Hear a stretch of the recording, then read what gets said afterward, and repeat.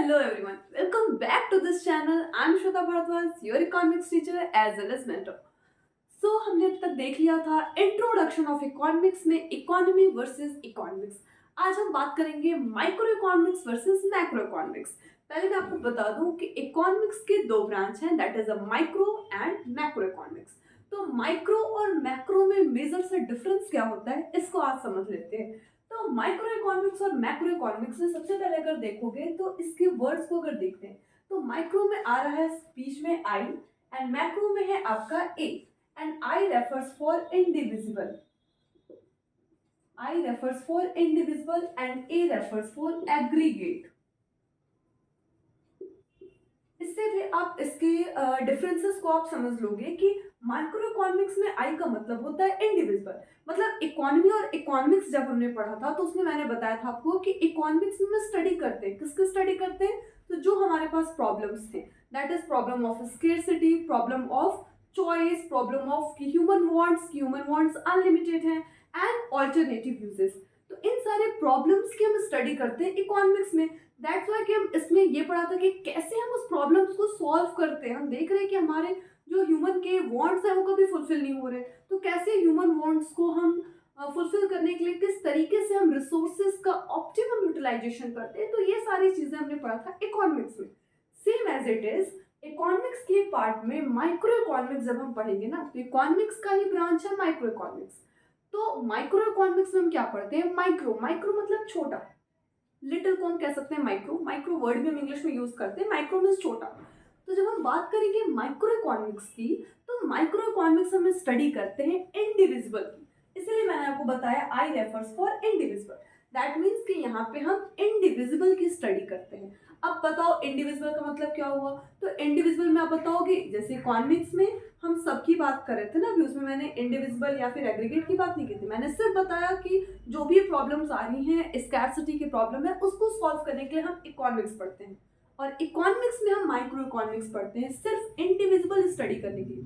अब वो इंडिविजुअल हमारा फर्म हो सकता है, हाउस होल्ड सेक्टर हो सकता है, कंज्यूमर, प्रोड्यूसर, जो भी है वॉट एवर, लेकिन इंडिविजुअल की स्टडी कर रहे हैं। तो इंडिविजुअल स्टडी में हमारे फर्म्स हैं एंड हाउस होल्ड सेक्टर। आगे आप फर्दर पढ़ोगे, फर्म और हाउस होल्ड सेक्टर को टू सेक्टर इकोनॉमी भी कहते हैं। तो फर्म के बारे में या फिर किसी एक इंडिविजुअल फर्म की स्टडी कर लिया, एक इंडिविजुअल हाउस होल्ड सेक्टर की स्टडी कर लिया, तो उसको हम रखेंगे individual study, that is a micro economics. तो माइक्रो इकोनॉमिक्स में जो भी आप पढ़ोगे इंडिविजुअल की स्टडी करोगे। एंड क्लास 11th में आपकी जो बुक लगी इकोनॉमिक्स की वो है माइक्रो इकोनॉमिक्स। तो 11th में जहाँ से आपका कॉमर्स स्टार्ट हो रहा है वहाँ पे आप माइक्रो इकोनॉमिक्स में सिर्फ माइक्रो आपकी बुक लगी है, जिसमें आप जितने भी चैप्टर्स हैं वो सारे आप इंडिविजुअल की स्टडी करोगे। जैसे जैसे आप चैप्टर पढ़ते जाओगे आपको इसके बारे में समझ में आने लगा कि कैसे हम केवल इंडिविजुअल की स्टडी कर रहे हैं क्लास 11th में इकोनॉमिक्स में। Is it is clear? I think so. Study economic problem at a level of individual, वही चीज मैंने लिखा है कि जो भी स्टडी कर रहे हैं इकोनॉमी प्रॉब्लम को, वो हम इंडिविजुअल लेवल पे कर रहे हैं, that is called micro economics. इसी वजह से यहाँ पे डील करता है various issues like demand, supply, factor pricing, production, consumption, whatever. कह सकते हो कि इकोनॉमिक्स मतलब जो डील कर रहा है प्रॉब्लम्स को। तो माइक्रो इकोनॉमिक्स क्या करता है, वो वैसे प्रॉब्लम्स को डील करता है जैसे डिमांड की प्रॉब्लम हो गई, ओवर डिमांड, एक्सेस डिमांड हो गया, डेफिसिट डिमांड हो गया इंडिविजुअल लेवल पे। सप्लाई की बात हो गई, अगर सप्लाई से रिलेटेड, डिमांड से रिलेटेड, फैक्टर प्राइसिंग से रिलेटेड। फैक्टर प्राइस मतलब cost of production, like production करने के लिए क्या क्या कॉस्ट हमने लगाया है, फैक्टर कॉस्ट क्या लगा है, वो आपका फैक्टर प्राइसिंग। प्रोडक्शन कैसा हो रहा है, तो जो भी हम फैक्टर्स यहाँ पढ़ेंगे ना वो इंडिविजुअल के बारे में पढ़ेंगे। इन डेप्थ में मैं आपको आगे बताऊंगी चैप्टर वाइज। तो बस इतना समझ लो कि माइक्रो इकोनॉमिक्स डील करता है इंडिविजुअल की, इसलिए micro MICRO and I refers for individual. Individual firm, individual consumer, individual producer, individual house hold sector. Is it clear? I think so.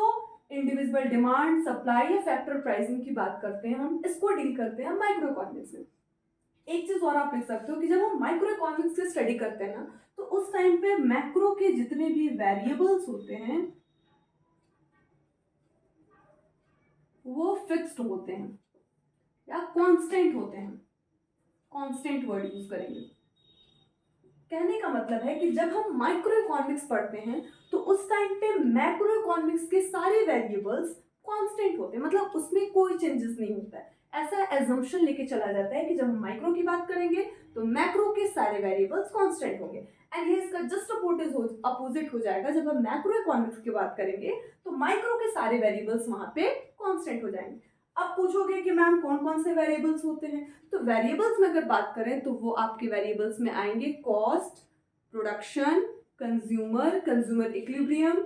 जितने भी आप चैप्टर्स, अगर और सिंपल कर दे आपको तो माइक्रो इकोनॉमिक्स के बुक में जितने भी आप चैप्टर पढ़ोगे ना वो सब आपके माइक्रो इकोनॉमिक्स के वेरिएबल हैं। यहाँ पे हम कॉस्ट की बात करेंगे कि पर कैपिटल कॉस्ट कितना आ रहा है, उसका प्राइस कितना है, इसकी बात करेंगे। हमें कंज्यूमर्स की बात करेंगे कि कंज्यूमर कहाँ पे इक्विलिब्रियम पोजीशन पे आ रहा है, एक प्रोड्यूसर की बात करेंगे। तो ये जितने भी टर्म इशू मैंने यूज़ किया ना ये सब हम इंडिविजुअल की स्टडी करते हैं।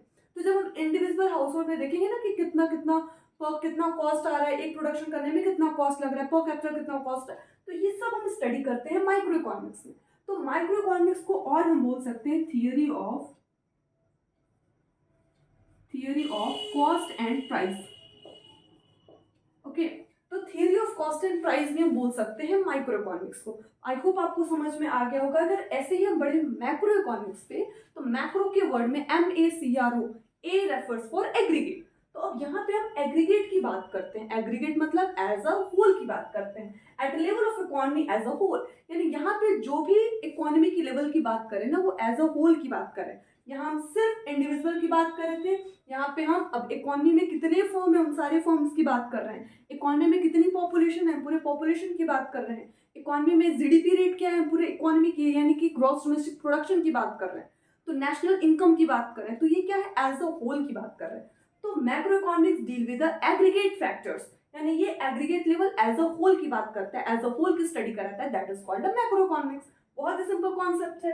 सो डील विथ वेरियस इशू। तो अब यहाँ पे जो इश्यूज को डील किए जाते हैं, प्रॉब्लम्स को सॉल्व किए जाते हैं मैक्रो इकोनॉमिक्स में, वो होते हैं आपके like NI, like national income, employment rate की हमारे इकोनॉमी में एम्प्लॉयमेंट कितनी है, अनएम्प्लॉयमेंट कितना है, जर्नल प्राइस लेवल। देखिए यहाँ पे जो प्राइस की बात कर रहे थे वो इंडिविजुअल प्राइस की बात कर रहे थे, बट यहाँ पे जर्नल प्राइस लेवल की पूरे इकोनॉमी का प्राइस लेवल क्या है मार्केट में, मनी क्या है, मतलब जहां भी आप एग्रीगेट लेके चल रहे हो ना, तो इसीलिए इसको बोल दिया गया theory of income and employment.